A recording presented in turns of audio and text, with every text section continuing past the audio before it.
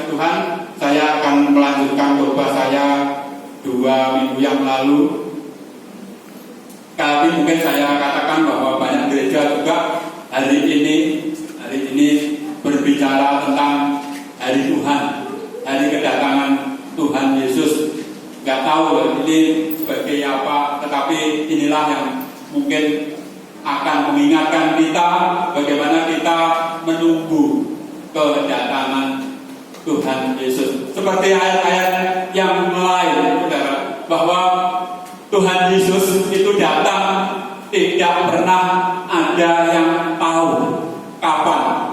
Nah, ayat-ayat yang lain itu memberitahukan kepada kita, dikatakan Tuhan itu datang seperti seorang pencuri.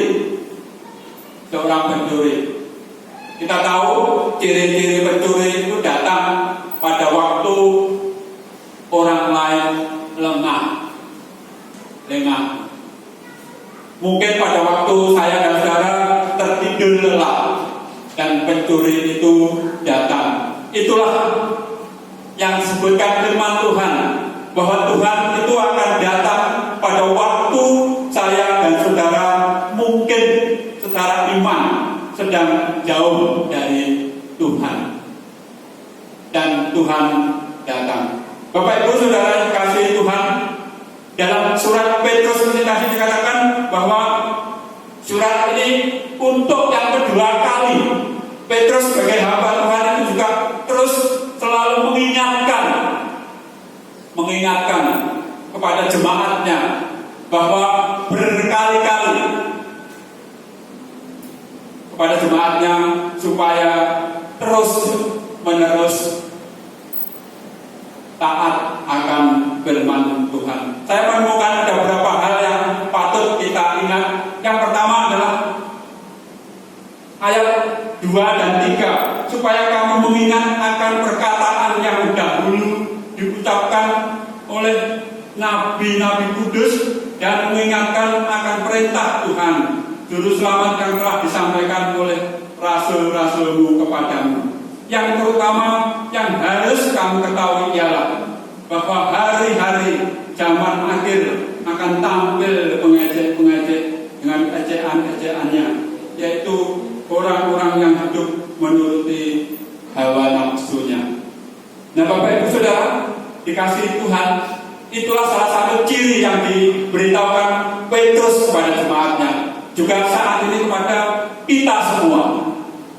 Baiklah saudara, mungkin di medsos kita betapa banyaknya orang yang menghina, orang yang saling bertengkar karena orang-orang yang menyembah pada Tuhan. Banyak sekali.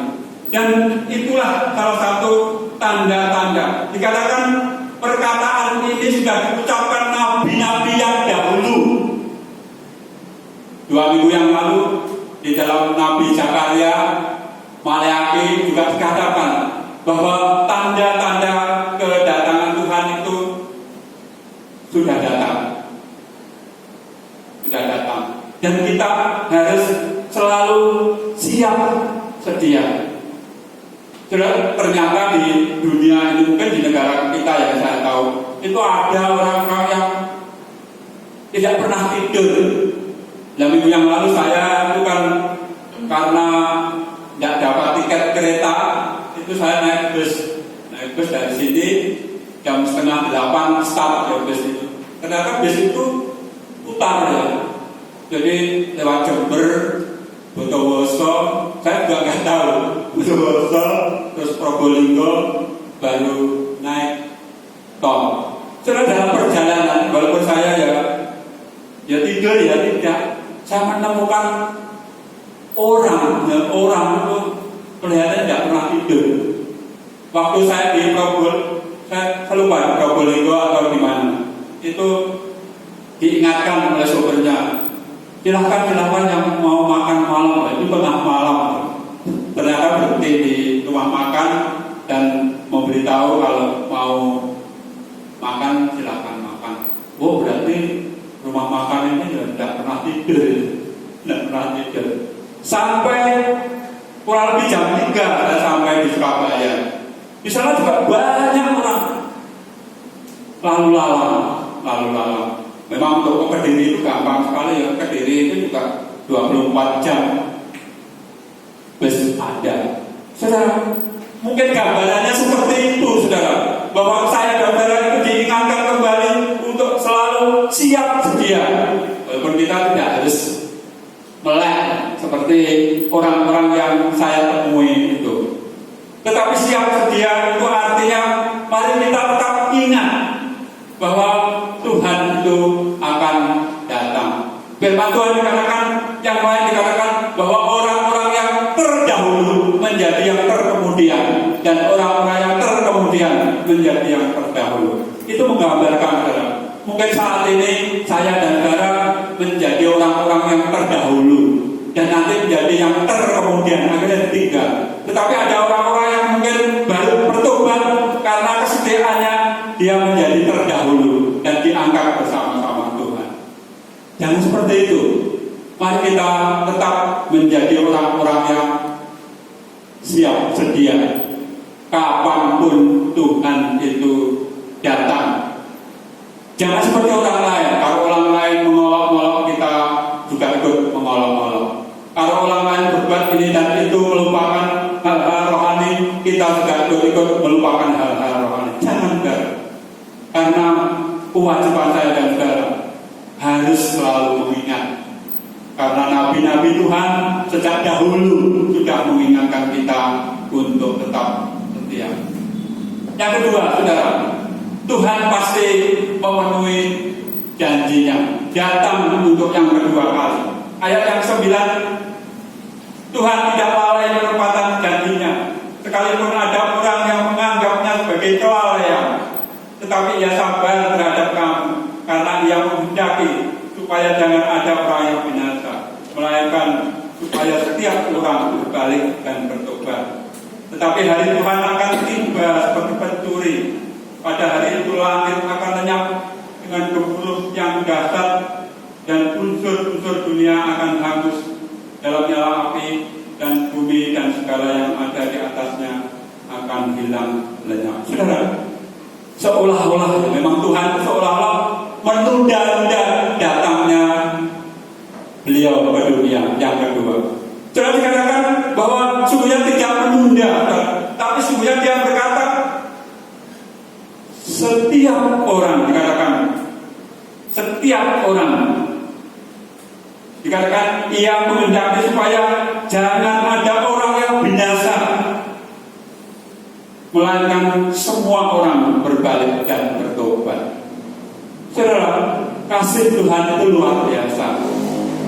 Walaupun mungkin menurut orang lain kedatangan Tuhan itu tidak akan terjadi, tetapi Tuhan berkata, yang diinginkan Tuhan itu bukan hari kiamat itu, hari datangnya itu, tapi yang diinginkan Tuhan itu adalah semua orang diselamatkan, diberi kesempatan untuk saya dan saudara untuk selalu ingat dan bertobat. Jangan lupa ini, walaupun sekali lagi waktu Tuhan datang tidak ada orang yang mengetahui. Yang ketiga, diingatkan untuk tetap tidak bercacat dan hidup damai, baik dengan Allah maupun dengan sesama. Ayat 14 sampai 15. Sebab itu saudara-saudara yang dikasih, sambil menantikan semuanya ini, kamu harus berusaha supaya kamu kedapatan tak bercacat dan tak bernoda di hadapannya dalam perdamaian dengan Dia.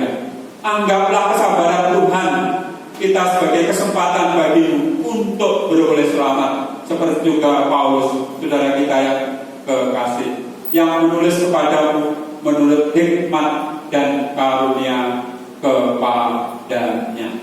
Saudara, inilah yang diingatkan kepada saya dan saudara, supaya saya dan saudara tidak bercacat di hadapan Tuhan, tetap menjadi orang-orang yang berdamai, baik dengan Allah maupun dengan sesama kita. Saudara, mari kita ikuti terus ini semua, karena dikatakan sebab saudara-saudara yang kasih sambil menantikan semuanya itu, kamu harus berusaha. Jadi namanya berusaha itu yang mendapatkan sesuatu, yaitu hidup damai. Itu harus kita usahakan terus menerus sampai akhirnya Tuhan datang. Karena apa? Sekali lagi, kalau waktu saya dan saudara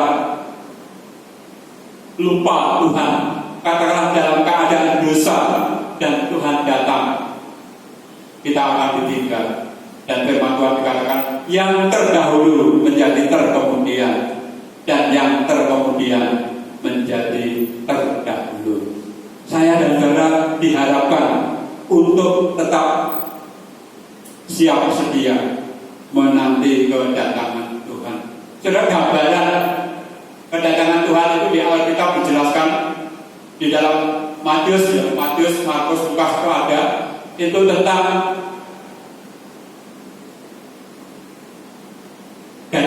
lima gadis yang bijaksana dan 5 gadis yang bodoh. Waktu diceritakan bagaimana 10 gadis ini sedang menunggu pengantin yang datang. Dan akhirnya apa yang terjadi? Ternyata pengantinnya itu datang tengah malam. Dan ternyata gadis-gadis yang disebut bijaksana, yaitu 5 gadis ini, telah menyiapkan diri dengan cara membawa persediaan minyak untuk penerangan. Dan waktu 5 gadis yang tidak membawa itu dikatakan demikian, aku minta minyak sedikit supaya aku juga boleh menyambut mempelai itu. Dan 5 gadis bijaksana berkata, oh tidak bisa, nanti kalau saya beri kepada kamu, saya juga akan kehabisan. Cobalah kamu pergi ke sana dan membeli. Saudara, orang-orang Kristen itu seperti gadis-gadis yang bijaksana, selalu siap sedia apapun yang kita perlukan untuk Tuhan Yesus, yaitu menyiapkan hidup kita untuk tetap damai kepada Tuhan, damai pada sesama, untuk tetap setia memuji dan memuliakan nama Tuhan. Gambaran yang lain, waktu Tuhan Yesus datang dikatakan nanti akan ada, mungkin ada di film saudara mencari di internet itu, ada ibadah seperti kita ini. Mungkin Bapak Ibu diangkat, saya tidak. Mungkin saya diangkat, Bapak Ibu tidak. Bahkan ada gambaran suami istri yang sedang tidur, istrinya diangkat, suaminya tidak, atau sebaliknya. Saudara, itulah gambaran. Karena yang diangkat oleh Tuhan itu adalah orang-orang yang selalu siap sedia. Yang terakhir, saudara, ayat 17 sampai 18. Tetapi kamu saudara-saudaraku yang terkasih, kamu telah mengetahui hal-hal ini sebelumnya. Karena itu waspadalah, supaya kamu jangan terseret ke dalam kesesatan orang-orang yang tak mengenal hukum, dan jangan kehilangan pegangan yang teguh. Tetapi bertumbuhlah dalam kasih karunia dan dalam pengenalan akan Tuhan dan Juru Selamat kita, Yesus Kristus. Baginya kemuliaan sekarang dan sampai selama-lamanya. Sudah dikatakan, karena itu waspadalah, supaya kamu jangan terseret oleh kesesatan orang yang tidak mengenal hukum. Saudara, dunia dan isinya itu memang sekali lagi memang mudah sekali menyeret kita ke hal-hal yang tidak benar di hadapan Tuhan. Mudah sekali. Tetapi firman Tuhan di sini dikatakan waspadalah. Mari kita menggunakan medsos kita sebaik-baiknya, supaya kita menjadi orang-orang yang tetap waspada. Banyak orang jahat di lingkungan kita. Saudara, dalam 2 minggu ini ada teman pendeta, ada 4 saudara, luar biasa. Ada 4 teman pendeta yang mau nggak mau Facebooknya itu ditutup, media sosialnya ditutup. Karena apa? Karena dibaca orang yang macam-macam caranya. Ada yang mengirimi gambar-gambar yang tidak senonoh, ada yang minta ini dan itu, ada yang seperti saya katakan isi khotbahnya dirubah, luar biasa kan? Saya sekarang direkam ya, itu bisa dirubah. Padahal itu bukan kata-kata saya, luar biasa kan? Kejahatan di dunia ini luar biasa sekali, luar biasa. Bahkan kita tahu di Indonesia itu yang namanya pencurian data pribadi itu sudah sangat marak. Bahkan yang terakhir itu badan luar biasa. Perhatikan badan siber nasional yang ngurusi tentang hal-hal seperti ini loh. Badan siber nasional yang ngurusi tentang internet, tentang sandi-sandi nasional, tentang hal-hal yang rahasia-rahasia, itu pun dibaca orang, dimasuki orang-orang jahat, digunakan orang-orang jahat. Jadi saya sudah diberitahu ya cara bagaimana kita itu mengecek data kita itu dibaca orang atau tidak, itu ada caranya. Saya dan saudara itu kan punya banyak channel, mungkin punya ATM, di ATM itu ada data kita di bank, punya BPJS itu ada data-data kita di kantor BPJS, punya yang lain-lain, semua datanya itu. Waktu saya dan saudara urus data pribadi di Dukcapil itu, di sana ada, itu ada pemberitahuan cara ngeceknya bagaimana. Jadi kalau saya dan saudara itu datanya kita itu sudah dijual orang lain, dipegang orang lain, dan nanti sewaktu-waktu digunakan untuk kejahatan mereka yang mungkin menjatuhkan kita semua. Saudara, sekali lagi, mari kita menjadi orang-orang bijaksana. Sebagai yang terakhir saya akan membaca Roma 12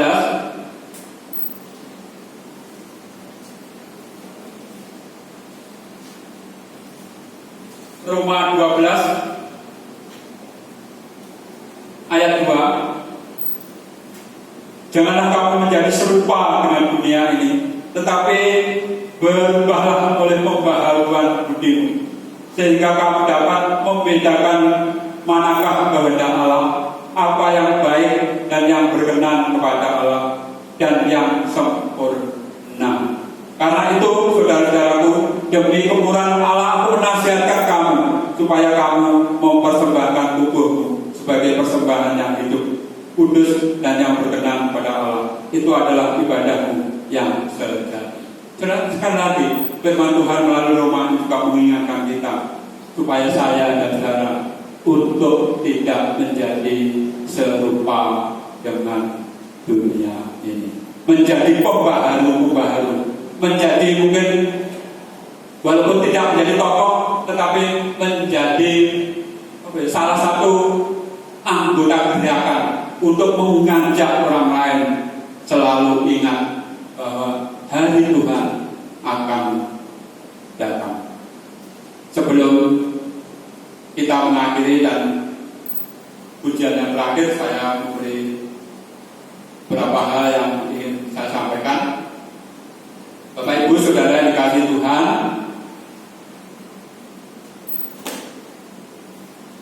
data kependudukan kami sekeluarga hari Senin kemarin sudah selesai semua. Jadi mulai hari Senin kemarin itu saya sekeluarga ini sudah bukan penduduk Banyuwangi, jadi penduduk Kediri kembali lagi ke sana, dan semuanya sudah selesai, termasuk milik istri, Stebi, Nike, semuanya. Jadi semuanya sudah berubah. Ternyata buat KTP sekarang itu mudah. Jadi di mana saya itu membuat KTP elektronik yang pertama itu waktu pelayanan di Banjarnegara. Jadi data di sana itu ya waktu buat di Kediri ya sudah sana. Jadi fotonya sudah ada, tanda tangannya sudah ada. Cuma karena pindah hanya alamatnya saja yang dipindah.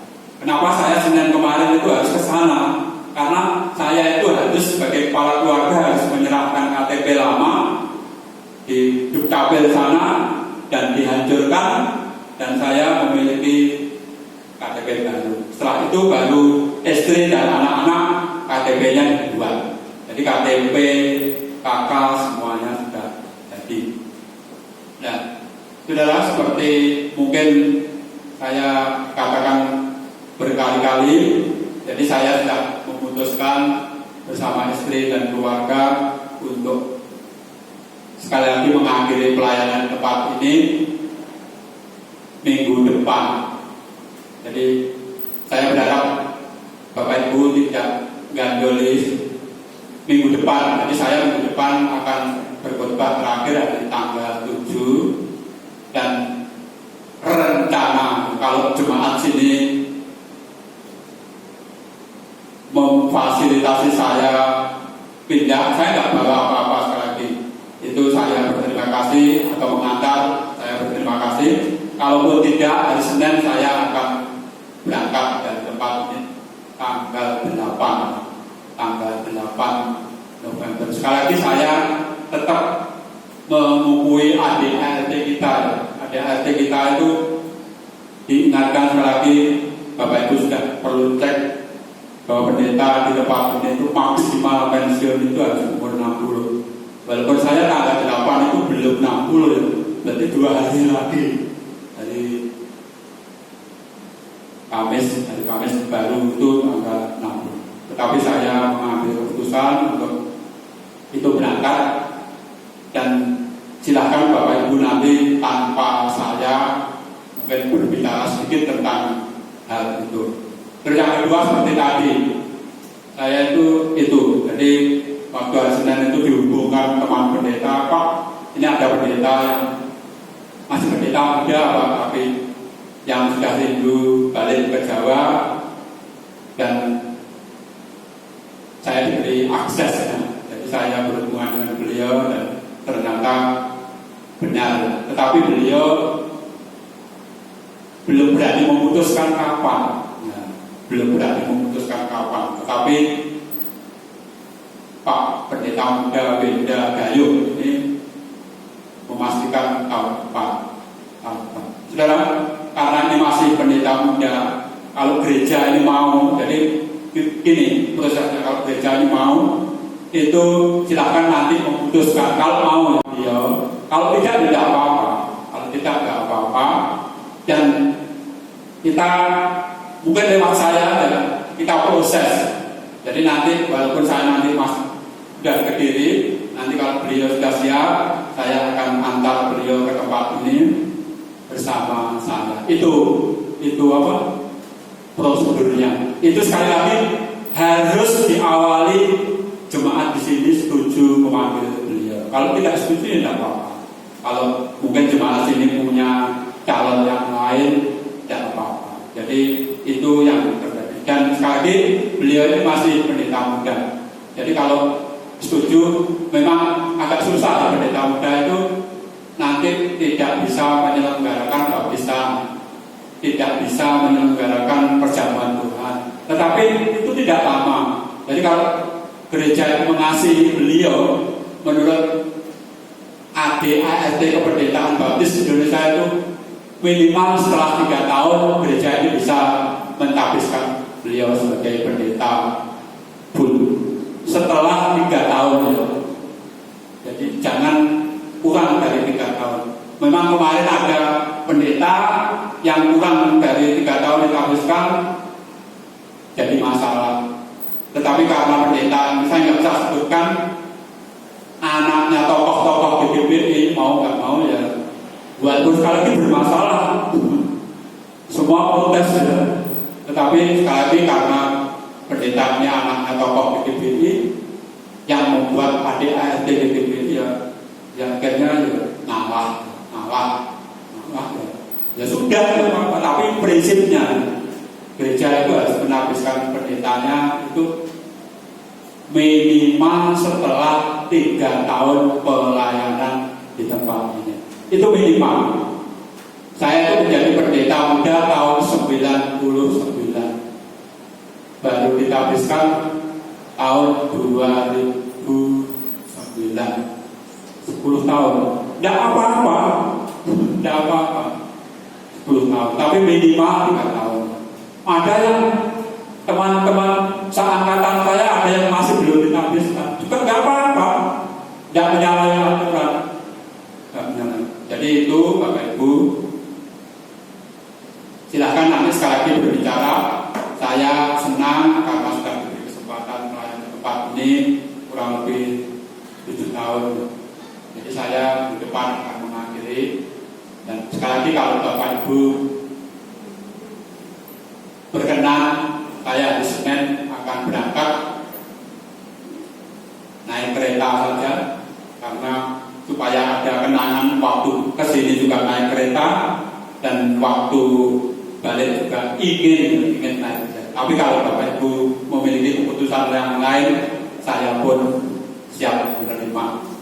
Entah diantar, entah dicatatkan mobil, saya terima. Tapi sekali lagi saya akan mengakhiri minggu depan khotbah di tempat ini.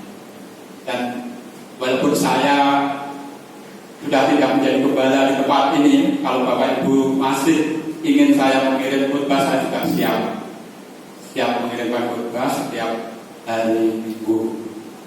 Dan yang kedua, sekali lagi tolong ya, supaya saya juga terus menghubungi Mas Benda ini, gereja juga memutuskan tentang itu. Kalau siap memanggil, siap. Nanti secara pribadi saya akan proses lewat apa ya? Lewat medsos. Dan kalau tidak, ya nanti secara resmi kita berkirim surat kepada beliau. Karena sekali lagi gereja itu harus mencari yang itu, mencari yang klop. Jadi ada pendeta yang sudah rindu ingin ke Jawa, balik ke Jawa dan silakan ke Jawa. Sudah sampai sekarang itu masih banyak gereja yang kosong, banyak. Bahkan sekali lagi mungkin ini apa ya? Seperti berulang-ulang saya katakan, saya pensiun ini banyak gereja kecil-kecil di sekitar Kediri, sekitar desa saya itu yang Pak nanti bantu pelayanan gratis. Saya juga belum. Saya itu kan ingin istirahat, nah, tapi itulah yang terjadi. Jadi pendeta itu memang secara administrasi memang pensiun, tetapi sebenarnya pelayanan itu tetap berjalan terus. Itu ya. Jadi silakan membicarakan singkat saja dan nanti saya diberitahu hasilnya. Kita akan bersama-sama berdiri, kita akan menyanyi lagu terakhir kita, belum kita akan berdoa.